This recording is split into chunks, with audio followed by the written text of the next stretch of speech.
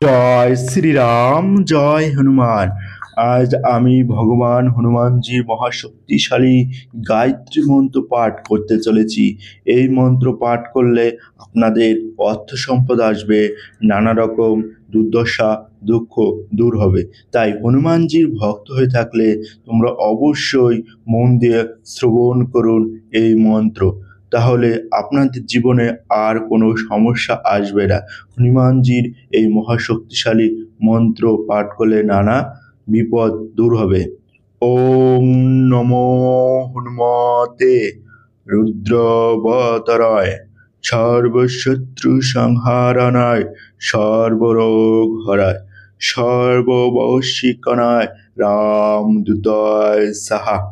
এই হচ্ছে হনুমানজির গায়ত্রী মন্ত্র। এখন এই মন্ত্রর অর্থ কি সেই সম্পর্কে আমি তোমাদের মাঝে আলোচনা করতে চলেছি।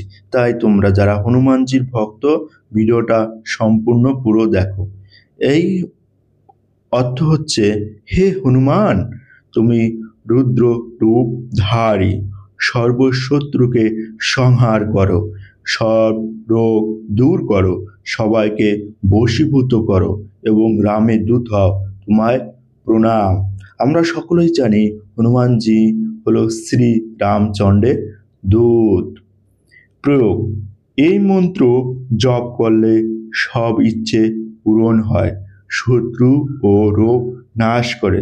তোমাদের যাদের শত্রু আছে তারা এই মন্ত্র পাঠ করবে। এই মন্ত্র শত্রু বিনাশকারী মন্ত্র হিসাবে ব্যবহার করা হয়।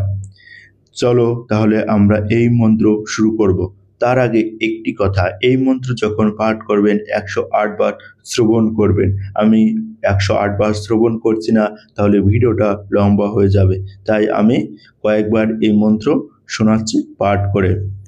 ওম নমো হনুমতে রুদ্রবতরায় সর্বশত্রু সংহারণায় সর্বরোগ হরায় সর্ববশীকরণায় রামদূতায় সাহা।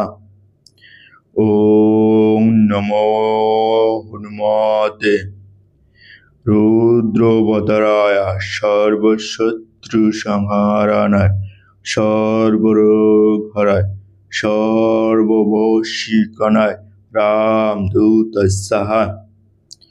ওম নমো হনুমতে রুদ্রবতরায় সর্বশত্রু সংহারণায় সর্বরোগ হরায় সর্ববশীকরণায় রামদূতায় সাহা। ওম নমো হনুমতে রুদ্রবতরায় সর্বশত্রু সংহারণায় সর্বরোগ হরায় সর্ববশীকরণায় রামদূতায় সাহা। ওম নমো হনুমতে রুদ্রবতরায় সর্বশত্রু সংহারণায় সর্বরোগ হরায় সর্ববশীকরণায় রামদূতায় সাহা। ওম নমো হনুমতে রুদ্রবতরায় সর্বশত্রু সংহারণায় সর্বরোগ হরায় সর্ববশীকরণায় রামদূতায় সাহা। ওম নমো হনুমতে রুদ্রবতরায় সর্বশত্রু সংহারণায় সর্বরোগ হরায় সর্ববশীকরণায় রামদূতায় সাহা। শ্রী শ্রী ভগবান হনুমানজি বা রামের ভক্ত হনুমানজির এই গায়ত্রী মন্ত্র আমি 7 বার শ্রবণ করলাম। তোমরা 108 বার শ্রবণ করবে যখন করবে। আর এই মন্ত্র যখন পাঠ করবে তোমরা তোমাদের শুদ্ধ বস্ত্র পরিধান করবে। তার সাথে তোমরা হাত মুখ ভালো করে পরিষ্কার করে নিয়ে একটা আসন গ্রহণ করে এবং হনুমানজির একটা ছবি বা ফটো সামনে রেখে এই মন্ত্র পাঠ করবে। অবশ্যই এই মন্ত্র পাঠ করার আগে তোমাদের ভালো করে সেই স্থানটাও পরিষ্কার করে নিতে হবে যাতে কোনো নোংরা না থাকে। এই মন্ত্র তুমি সকালে বা সন্ধ্যায় যে কোনো সময় শ্রবণ করতে পারো। এই মন্ত্র পাঠ করলে আমাদের জীবনে শত্রু দূর হবে এবং আমাদের অর্থ সম্পদ আসবে এবং আমাদের শরীরে রোগ মুক্ত হবে।